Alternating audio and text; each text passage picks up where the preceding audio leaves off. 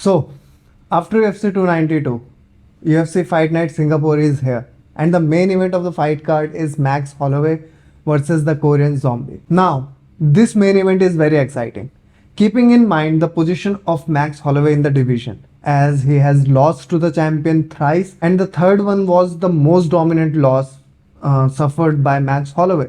So, what does this fight means to Max Holloway? So, this particular fight is going to be for the legacy, as both the fighters are veteran of the sport, and these two fighters have never faced each other in the octagon. This is going to be very interesting as both the fighters are strikers. So this is going to be a sure shot banger, as both the fighters believe in volume, both the fighters are striker, and they both are very exciting fighters. None of their fights has been technical or boring inconsiderate of the outcome.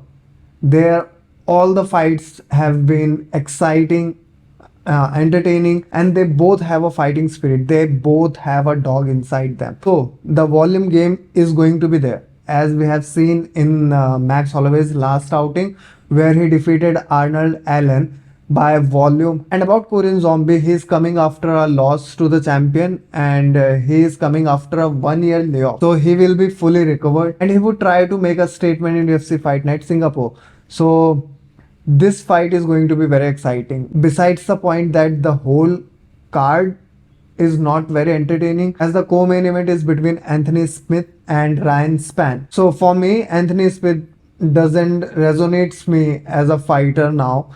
I feel as if he is nearby to his retirement, and he does not have a fighting spirit inside him anymore, and I think he accepts his defeat way too easy. He does not fights back, and mentally or physically he does not resonates me as a fighter. So being a young fighter, I think I'm gonna predict Ryan Spann will win this contest between Anthony Smith versus Ryan Spann. So that's my prediction for the co-main event. And for the main event, I believe Max Holloway is going to dominate Korean Zombie, as he is coming from a layoff, number one reason. And then Max Holloway has not been defeated by anyone other than Alexander Volkanovski. Even Alexander Volkanovski in an interview said this situation is getting a little frustrating for him, as Max Holloway in their every outing comes short and he loses to Alexander Volkanovski. His volume game speaks a lot.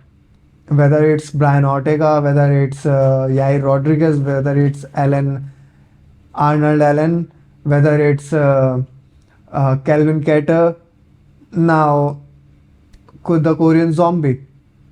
The story is going to be same. But what's next for Max Holloway? As no one knows what he should do. Obviously, he does not have to move up a category. Considering his age and his time in UFC, it doesn't make sense if he steps down one weight category. So what's next for Max Holloway? It depends a lot on Alexander's next fight against Ilya.